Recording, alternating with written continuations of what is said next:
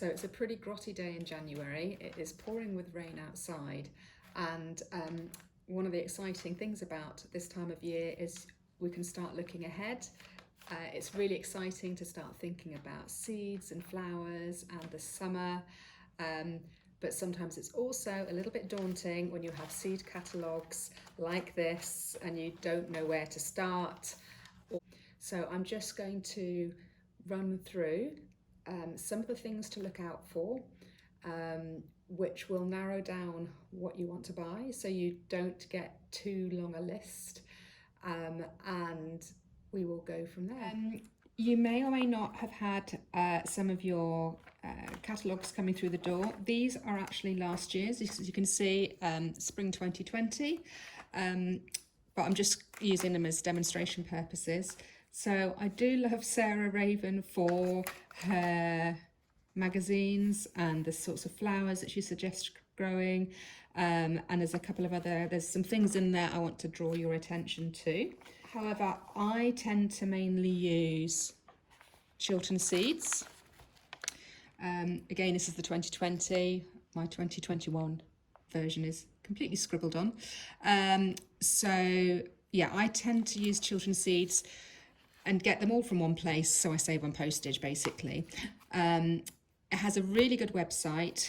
The brochure, because they have so many seeds, it's only got a little central section somewhere in here with some pictures in it, but the website goes into a lot more detail and gives you an idea about what that flower looks like. I also use Higgledy Garden. So he's hilarious if you follow him on Twitter or Facebook. Yeah, a really good story there, but not an awful lot of detail on the seed packets, but quite fun, and you get a little letter from him as well. So there's a Chilton Seeds packet, and you can see that you get quite a lot of information on seed packets, and I'm going to go through some of these things. Obviously what the plant is, what type it is, hardy annual in this case, when to sow it, what the height is going to be, and the spread, and then some growing information as well. And that's always quite useful, but I'll be going through that in some of the other videos too. I've also used Cedarholics. Let me just have a look. So Cedarholics, I think, are based in Ireland. I haven't used them much recently. So cedarholic.com. And you know, they're really good as well. And what I quite like about Cedarholic is that they send you, with your seeds, they send you a little A5 sheet about exactly what to do and when to do it. So that is really quite useful. Okay, I'm going to point out a few things now. Okay, so at the beginning, at the front of every seed catalogue, you will have a bit of a glossary with abbreviations and symbols. So some of the things I'd like you to look out for are a little pair of scissors here. That means that those flowers are really good for cutting, and you need to make sure that they are good for cutting. And that means that they'll stand in the vase, they're not going to wilt too quickly, etc. So that's really important. If you are really keen on bees and things, some flowers are more yummy for bees than others. So there's a little symbol with a bee on this case, and that's usually the general symbols to say they're great for pollinators. Now this is a really small symbol. It'd be difficult for you to see here, but it's in the shape of a flower and it has FYP in the middle, and that means first year perennial. I'll talk about the different plant types in a minute, but a perennial is usually something that comes back and flowers each year. But when you're growing from seed, they don't always flower in the first year. It might take them 2 or 3 years before they flower, and then they just keep on flowering year after year. So because I'm really impatient, if I'm going to grow perennials from seed, I would quite like them to flower from the first year. So I don't tend to go for that many perennials, but if I do, I want them to flower in the first year, FYP, so I'm looking for that. RHS is quite useful. Award of Garden Merit, AGM. So that means that the RHS recommends this particular variety or this particular flower, you know, it's a fairly good indicator that actually it's usually that it's maybe easy to grow, or it's flowers all summer or something along those lines. There's something particularly good about that variety, so that's a good one to look out for as well. Now, as far as abbreviations, you will have an H. I'm going to draw your attention to the H. Now that stands for hardy, okay. A for annual, which means it's a plant that's going to grow. You can grow it from seed. It's going to flower that year. It's going to set seed, and then that's it. It's not, that particular plant is not going to survive through the winter. So it's only going to flower for 1 year, which is sort of what we're looking for, because they tend to be the most floriferous as well. We've got HH, which is half hardy, and that just means that they're a little bit more tender. You need to wait a little bit longer before you start sowing those, and certainly wait until the last frost before you plant them out. So we've got HA, H for hardy, hardy annual, and HHA, half hardy annual. Those are the main ones that we're going to be concentrating today. P for perennial, sort of is fairly obvious, and the other one is B for biennial. Now biennials are not, if you sow those now, they are not going to flower this summer. So biennials, things like foxgloves, honesty, sweet rocket, are all examples of biennials, and those you would sow from seed in June for flowering the following June-ish, and then they will set seed and die after that. So you don't get flowers from those the first year, but also once they've flowered, that's it. So annuals, whether it's an annual or a biennial, their sole purpose in life is once they've flowered, that's it, they die, okay? The other thing to look out for, Sarah Raven. So Sarah Raven's got a slightly more comprehensive list in hers, but very similar. She's got a few other useful bits of information about whether this plant really needs to be in full sun, or whether it can cope with partial shade or full shade.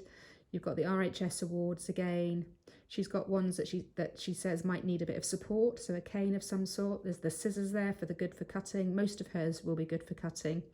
Loved by pollinators, again, you've got your bee. She's got another symbol for saying that they're really good for scent. And here's her at the bottom here, H for hardy, A for annual, hardy annual, HHA, half hardy annual, B for biennial. So you kind of want to steer clear of those, or if you're going to buy some, they're for sowing in June, not for sowing now. And P, perennial, and I say only buy those if you know that it's going to flower this first year. There's other ways we can propagate perennials by taking cuttings, which we will be covering as well. So here's my 2021 Chilton Seeds catalogue, and as you can see, I had a huge, massive wish list. There's no way I can grow all those flowers, and there's certainly no way that you want to be aiming for that this year either. You want to keep it really simple this year. Just get the technique going, concentrate on flowers that are going to be relatively easy to grow, and I'm going to talk through that in a minute. So one way of narrowing it down is Sarah Raven does these really great grow your own cut flower boxes, and they kind of seem a little bit pricey when you first look at them. So this one down here, the Cutting Patch Seed Collection, so it's got hardy annuals and half hardy annuals, which is what we want. It's got 15 of them. There's a nice list down the side. She's got her little labelling there, and that is this is last year's, £27.50. Takes all the decision making away from you, so it's nice, and it's really useful starting point if you just are going to get a little bit confused or don't know where to start with all the possible choices that you can get. Okay, so let's have a look at a couple of things. So corn cockle is something I grew for the first time last year. Absolutely love it. It actually self-seeds quite happily as well. But the information I'm particularly looking for is, I've underlined it here. So it's a hardy annual. and you need to make sure that you've got plenty of hardy annuals on your list. You can start sowing those from around about now, but ideally mid-February onwards. It's friendly to pollinators, it's good for cutting, and height is around 90 centimetres. So because you're looking for things to cut for the house, I guess, or a function of some sort, you want to make sure that your height is at least 45 centimetres. And at the other end of the scale, you don't want them to be too enormous either. I've made that mistake before. So 90 centimetres to a metre doesn't mean to say they're actually going to get that big. That's probably perfect conditions. But just keep an eye on that as well. And if you might find on the website of Chilton Seeds, for example, it will give you an idea about how many seeds are in the packet as well. So just keep an eye on that as well, because sometimes, you know, the seed packets, seeds are generally around about kind of 2 to 3 pounds ish. And, you know, if it's got 1,000 seeds in there, great. If it's got 5 seeds in there, you might want to think twice about whether you really want that. So yeah, if you can find that information, that is also really useful. And I've just picked out another one here. Snapdragons. I'm also keeping an idea of the shape of these flowers as well. So Antirrhinum is the Latin name for snapdragon. And you can get all sorts of different heights, so just be careful you don't end up getting miniature ones. So I particularly like apple blossom. And snapdragons, the seeds are absolutely titchy, the seedlings are absolutely titchy, and they do take quite a long time to actually get into flower, but when they do, they're pretty good.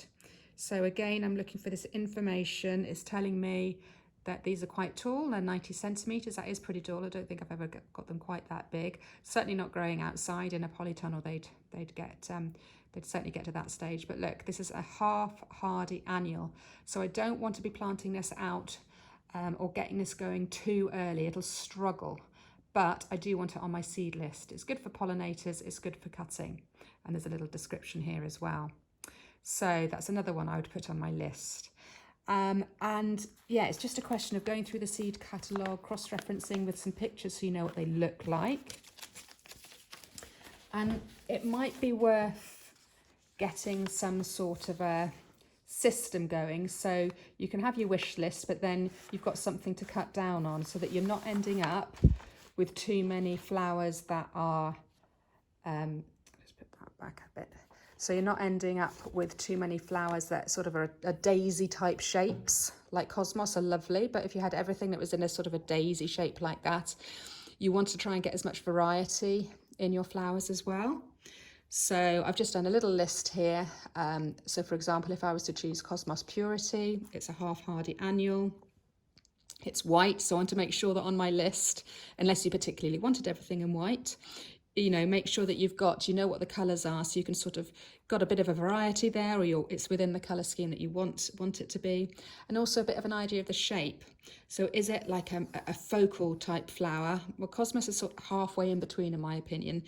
Not exactly a focal like a rose or something, but it's just generally a single flower. So but it has some nice foliage, so I can think of it as a bit of a filler as well. I want to keep an eye on the height, remind myself to look at the height. I don't want something that's 20 centimetres tall. And if you've got the information about the seeds in the packet, that might be quite useful, and maybe even the cost. And then when you come to the end and realise, crikey, I've got £100 worth on here, you can then start crossing them off and think and cutting things down. So I've also got calendula on here. So I've just picked out Snow Princess. This is a hardy annual, so this is something I can, you know, start sowing fairly soon. I've got the colour in there. They tend to be sort of oranges and yellows. This one, I've gone for quite a pale one there. What shape is it, and what's the height? And then something like the Snapdragon, there's a half hardy annual. I've got the colour there, and that's more of a spike shape, which is good. So I've got a bit of variety in there. I've got sort of a couple of ones which are round daisy type shapes. I've got a spike here, and then I've picked out something just as an example. So Ami Majus is a hardy annual. It has a white flower. It kind of looks a bit cow's parsley texture. So it has that lovely airy texture, So I like to include something along those lines as well. On your list, you have got just a nice variety there, which again is why Sarah Raven is pretty useful, even if you looked at what she's got, and then you could, you know, if you wanted to, pick them out individually if you wanted to save a quid or two. But she has lots of other bonus things in her little tin, like a planting plan and etc. etc. But she, you know, those might be too bright for you. But it just gives you an idea. She's got some different colours and textures. She's got quite a lot of sort of the roundish ones in there, but she's got some filler in there. She's got some this clary sage, which I love. It's got some zinnias in there. So it's just quite a good starting point. So that was a very quick guide on what sorts of things to look for when you're choosing your seeds. I will send you a list of some things that you might like to grow, some kind of things I might recommend that I know are easy to grow, slightly different, but that I think that you'll like. I'm obviously going to give you a few things in your starter kit when they get delivered very soon. But I would suggest that you start getting on with your seed order. I just have a funny feeling that, a bit like last year, people really got into their gardens. Seeds did run out last year, and so people might already have have started ordering their seeds, and you might not get exactly what you want. So it might be a good idea just to make a little bit of a start. But as I said, don't get too carried away. And if you just don't want to have to think about it too much and want a good starting point and somewhere, something to use that's just going to give you a good variety of things, I have to say the Sarah Raven boxes of seed collections are really quite a good place to start. Just make sure you go for the hardy ones, hardy annuals, half hardy annuals, which most of them are, to be perfectly honest, and you'll get a nice variety in there. I really hope that helps. And on the Zoom call that we have on our first session, which was supposed to be here, we can talk about that in a lot more detail, and I'm sure I've missed loads of things out that you're really keen to ask.